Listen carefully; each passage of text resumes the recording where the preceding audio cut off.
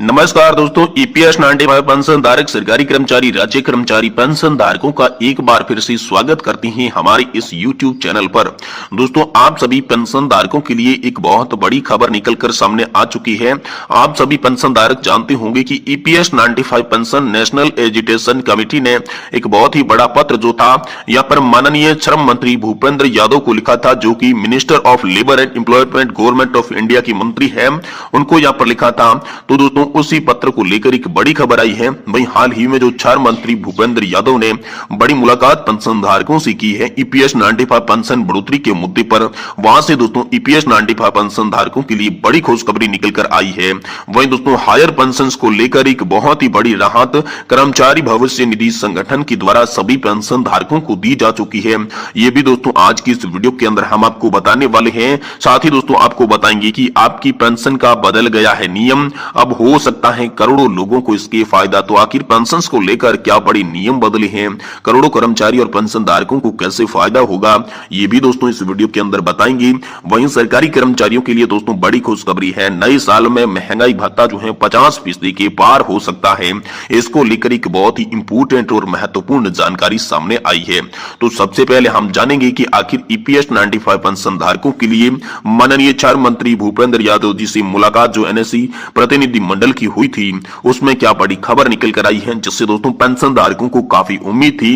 तो दोस्तों आखिरकार उम्मीद के मुताबिक फैसला हुआ है या फिर नहीं हुआ है, तो चलिए आपको विस्तार से सबसे पहले इसके बारे में बताते हैं। दोस्तों, आप सभी लोग जानते होंगे कि जब से दोस्तों यहाँ पर दिल्ली के अंदर बड़ा प्रदर्शन हुआ था, तभी से दोस्तों पेंशन धारकों को ऐसी उम्मीद लग रही थी कि अब उनकी मांगे मंजूर होने वाली है। और इसी तर्ज पर दोस्तों आंदोलन के दौरान देश के अनेक केंद्रीय मंत्री और नेतागण जो हैं वो दिल्ली के रामलीला मैदान के अलावा जंतर मंतर पर पहुंची थी। तो जहां पर बड़ा आश्वासन मिला था श्रम मंत्री भूपेंद्र यादव के दौरान, जहां दोस्तों श्रम मंत्री भूपेंद्र यादव ने कहा था कि पेंशन की 4 सूत्रीय मांगों को हम मंजूर करेंगे, लेकिन आप धरना प्रदर्शन समाप्त कर दीजिए। तो जिसके बाद धरना प्रदर्शन रोक दिया गया, समाप्त हो चुका था। और एक बार फिर से जब नया साल लगने वाला था तो कर्मचारी और पेंशन धारकों को काफी उम्मीद थी, ईपीएस 95 पेंशन धारकों को इससे काफी उम्मीद थी कि अब हमारी मांगे मंजूर हो जाएगी। लेकिन ऐसा नहीं होने के बाद जब दोस्तों यहाँ पर श्रम मंत्री भूपेंद्र यादव पर दबाव बनाया गया, तो आखिरकार आप सभी के लिए बड़ी गुड न्यूज निकलकर सामने आ चुकी है। तो दोस्तों यहाँ पर आप सभी के लिए माननीय श्रम मंत्री की एक बड़ी मीटिंग सामने आई है, जिसमें अच्छी खबर आप सभी ईपीएस पेंशन धारकों के लिए निकलकर आ रही है। जी हाँ दोस्तों, ओडा नाथकात में दोस्तों यहाँ पर जो महाराष्ट्र के अंदर नागनाथ में आप सभी के लिए माननीय श्रम मंत्री भूपेंद्र यादव जी से मुलाकात की गई है। और इसी मुलाकात से बड़ी खबर ये आई है दोस्तों कि जैसा कि श्रम मंत्री ने यहाँ पर पहले आश्वासन के दौरान बताया था कि हम आपकी ईपीएस 95 की 4 सूत्रीय मांगों को लेकर जल्द ही बड़ा काम करेंगे और एक बड़ा प्रस्ताव हम यहाँ पर जो है वित्त मंत्रालय को भेजने वाले हैं। तो दोस्तों यहाँ पर श्रम मंत्री ने खुद बताया कि हमने एक प्रस्ताव यहाँ पर जो है वित्त मंत्रालय को भेज दिया है, जो कि ईपीएस 95 पेंशन धारकों की पेंशन बढ़ोतरी की 4 सूत्रीय मांगों से रिलेटेड में था। यहाँ पर दोस्तों श्रम मंत्री ने बताया है कि वित्त मंत्रालय को हमने प्रस्ताव भेज दिया है और इसके बाद जल्द से जल्द आप सभी ईपीएस 95 पेंशन धारकों की तमाम मांगे पूरी हो जाएगी। आप धैर्य रखिए और 2024 के लोकसभा चुनाव की आचार संहिता से पहले ये काम आप सभी के लिए कर दिया जाएगा। और दोस्तों ये काम इसीलिए हुआ क्योंकि नेशनल एजुकेशन कमेटी यानी कि राष्ट्रीय संघर्ष समिति के द्वारा 29/12/2023 को एक पत्र लिखा गया था, जिसमें कहा यह गया था कि माननीय श्रम मंत्री जी, आपको हमने जो टाइम दिया वह टाइम समाप्त होने वाला है। अगर हमारी मांगे पूरी नहीं हुई तो देश में एक बार फिर से बड़ा आंदोलन किया जाएगा। और इसी तर्ज पर दोस्तों यहाँ पर जो है ईपीएस 95 पेंशन धारकों के लिए एक बड़ा प्रस्ताव श्रम मंत्री के द्वारा वित्त मंत्रालय को भेजा जा चुका है। वहीं दोस्तों आज की ईपीएस पेंशन से जुड़ी बड़ी खबरों की ओर चलते हैं और सबसे पहले आप सभी को बताते हैं कि ईपीएफओ ने पेंशन धारकों को आखिरकार क्या बड़ी राहत दी है, क्या बड़ी सौगात आप सभी के लिए हो सकती है, खुशखबरी आप सभी के लिए हो सकती है। चलिए सबसे पहले इसके बारे में बात करते हैं। दोस्तों बड़ी खबर ईपीएफओ से निकल कर आ रही है। हायर पेंशन के लिए डिटेल अपलोड करने की बढ़ी डेडलाइन, ईपीएफओ ने दी बहुत ही बड़ी राहत। कर्मचारी भविष्य निधि संगठन की ओर से नियोक्ताओं के लिए अधिक पेंशन का विकल्प चुनने वाले कर्मचारियों का वेतन विवरण डाटाबेस को अपलोड करने की समय सीमा दोस्तों 31 मई 2024 तक बढ़ा दी जा चुकी है। श्रम मंत्रालय ने एक बयान में दोस्तों जानकारी देते हुए कहा कि ईपीएफओ के केंद्रीय न्यासी मंडल के चेयरमैन नियोक्ताओं के लिए संबंधित ब्यौरा अपलोड करने की समय सीमा को बढ़ाया जा रहा है, बढ़ाने का फैसला किया है। इससे पहले हाई कंट्रीब्यूशन पर ईपीएफओ को पेंशन विकल्प चुनने वाले कर्मचारियों का वेतन विवरण अपलोड करने के लिए नियोक्ताओं को 31 दिसंबर 2023 तक का समय दिया गया था। कर्मचारी भविष्य निधि संगठन यानी कि दोस्तों ईपीएफओ ने अपने सभी ग्राहकों को हाई कंट्रीब्यूशन पर अधिक पेंशन और विकल्प को संयुक्त विकल्प यहां पर चुनने के लिए आवेदन जमा करने की ऑनलाइन सुविधा भी प्रदान कर दी थी। तो दोस्तों 2022 में कोर्ट का आदेश आया था, जिसके बाद आप सभी के लिए